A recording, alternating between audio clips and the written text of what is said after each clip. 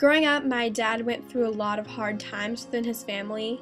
He actually had to live with his mom, only his mom, for half of his childhood, and my grandma said that even though he went through these hard times, he was always a really nice and caring guy. My father was in the military.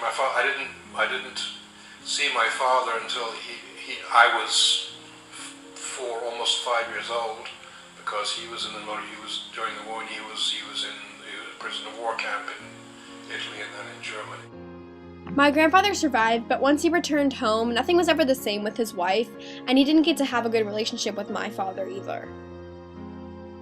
In fact, there were so many problems that my grandparents ended up getting a divorce, and my dad's mom remarried and had 2 children. My dad didn't really get to see his father that much after the divorce, but he was always determined to make him proud. My dad had lived in England his whole life and also attended school in England, so he didn't really know what was out there, but he did dream of the United States and what he could accomplish in America. With that in mind, right after my dad graduated high school, he left for the United States and went to New York. When he got there, he didn't really know what he was going to do. He just kind of hung out and did things he wanted to and helped the community. He was actually involved in a lot of protests, which actually got him in some trouble sometimes. But he just was passionate about that. But when I asked my dad what he was most proud of, he answered back that he was most proud of his trip to Nicaragua. My father, along with about 20 other people who called themselves the Absnica Brigade, went down to Nicaragua when it was being attacked by the Contras and decided to make a change.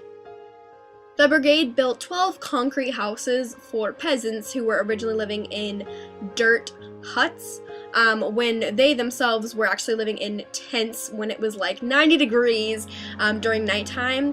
The next thing that they did was they built an irrigation system so that women wouldn't have to walk miles to get their water.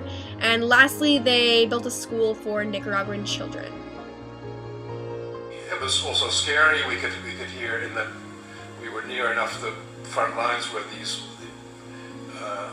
infiltrators were coming in. We could hear gunfire in the mountains, especially at night.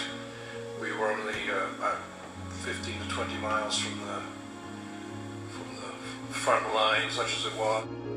Despite everything, after about 6 months, they changed many lives. My dad is still friends with many of the people in the brigade, and I even got to meet them one night at a reunion. My dad was determined to impress his father, and I know that if my grandfather was still alive, he'd be just as proud as I am of my dad and what he's accomplished.